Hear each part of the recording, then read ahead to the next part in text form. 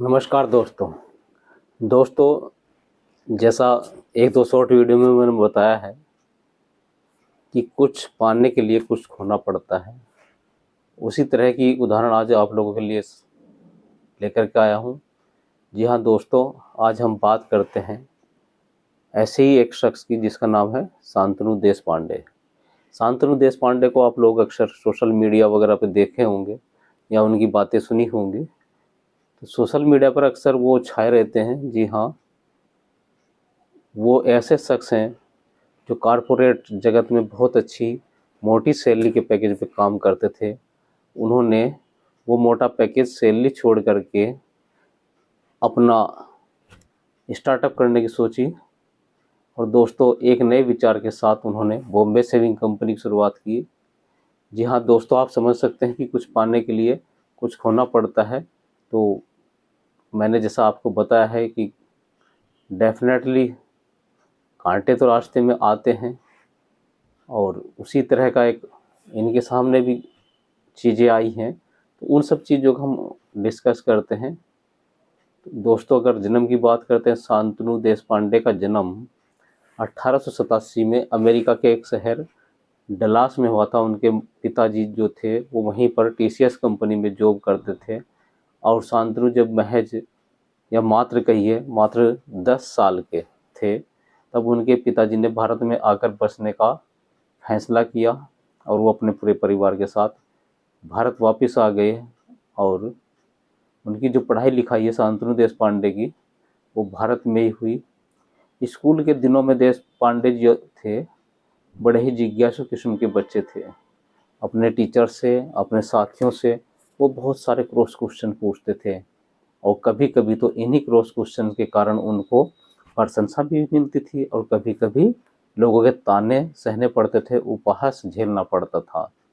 तो फ्रेंड्स, स्कूली शिक्षा के बाद उन्होंने VNIT नागपुर से कंप्यूटर साइंस में बीटेक की डिग्री हासिल की और भी पढ़ने की इच्छा और कुछ करने की इच्छा थी। इसी के साथ साथ जैसा आपको पता है कि IIM या IIT के जो एग्ज़ाम होते हैं वो इतने ईजी नहीं होते हैं। उसी कड़ी में उन्होंने GMAT और CAT जैसी कठिन परीक्षाएं पास की और IIM हमारा जो लखनऊ है वहाँ से उन्होंने MBA की डिग्री की। MBA की डिग्री के बाद में उन्होंने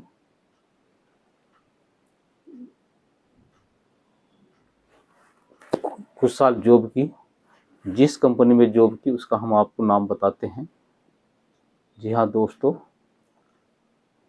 उन्होंने अपने कैरियर की शुरुआत एक पेशेवर के रूप में की थी और उस कंपनी को अपना मायका भी बोलते हैं, क्योंकि वो उनका ये सोचना है या बताना है कि इसी कंपनी में उन्होंने बहुत कुछ सीखा है, बहुत कुछ चीज़ें उनको करने का मौका इस कंपनी में मिल रहा है। कंपनी का नाम बताते हैं हम आपको। उस कंपनी का नाम था मैकिन्से एंड कंपनी। जी हाँ दोस्तों, उन्होंने मैकिन्से एंड कंपनी में 5 साल तक जॉब किया। उसके बाद उनके मन में कुछ विचार आया कि मैं खुद का सेटअप क्यों ना करूं, मैं खुद का अपना स्टार्टअप शुरू करता हूं। तो इसीलिए उन्होंने कुछ लोगों से बात की और 2016 में उन्होंने दीपू पानीकर, रौनक मुन्हो और रोहित जायसवाल के साथ मिलकर के बॉम्बे शेविंग कंपनी की शुरुआत की। शांतनु ने केवल बॉम्बे शेविंग कंपनी के संस्थापक हैं, बल्कि वह अन्य क्षेत्रों में भी सक्रिय हैं। जैसा मैंने बताया था आपको कि वो सोशल मीडिया पे भी बहुत एक्टिव हैं और उन्होंने बार्बर शॉप विद शांतनु नाम का एक पॉडकास्ट चैनल भी शुरू किया है। उसको वो होस्ट करते हैं और बहुत सारे उद्यमियों से वहाँ बात करते हैं। वह ओलंपिक गोल्ड कन्वेस्ट के एम्बेसडर भी हैं और 2024 में फॉर्च्यून इंडिया ने उन्हें 14 अंडर 14 की सूची में शामिल किया है। तो ये तो अचीवमेंट है। अब बात करते हैं उनकी स्टार्टिंग की। जो स्टार्टअप उन्होंने शुरू किया कंपनी का, तो उस कंपनी के स्टार्टअप के दौरान उन्होंने कैसे कैसे कार्य किए, किस तरह की चुनौती आई, उनको हम डिस्कस करते हैं दोस्तों। तो बॉम्बे शेविंग कंपनी की शुरुआत भी दूसरी कंपनियों की तरह ही बहुत ही चुनौती भरी थी। और जैसा कि आपको पता है कि किसी भी स्टार्टअप को करने में मार्केटिंग एक हमारी बहुत ही बड़ी चुनौती होती है। इसी तरह इनकी कंपनी में यानी कि शांतनु देशपांडे की कंपनी में मार्केटिंग बहुत बड़ी चुनौती थी, जहां पहले से बहुत सारी एस्टेब्लिश कंपनी और टॉप ब्रांड्स उनको कॉम्पीट कर रहे थे। इस प्रतिस्पर्धा उनसे उन्हें करनी थी और बाज़ार पर जिनका एक दबदबा था उन लोगों से उन्हें फाइट करनी थी। तो थोड़ा प्रॉब्लम्स आई। हालांकि उन्होंने जो दूसरी कंपनियां थी उनके महंगे उत्पाद थे, परंतु शांतनु देशपांडे ने उत्पादों की कीमत को कम रखकर इस बाधा को तोड़ते हुए बहुत आगे निकले। और इसके अलावा उन्होंने ऑनलाइन ऑफलाइन बिक्री दोनों में ही अपना एक एडजस्टमेंट यानी कि संतुलन किया और कंपनी को आगे ले जाते रहे। सजने और संवरने के अंदाज को उन्होंने नए जुनून में पेश किया। आजकल चाहे लड़का हो या लड़की, सब ब्यूटी पार्लर जाते हैं, अच्छे अच्छे सैलून पर जाते हैं। तो यही सब आइडियाज़ उनके दिमाग में आए और उन्हें इन्हीं आइडियाज़ के साथ जो कंपनी की शुरुआत की थी। तो फ्रेंड्स, उन्होंने भारत में अपनी कंपनी के साथ यानी कि ग्रूमिंग बाज़ार में एक हलचल मचा दी थी।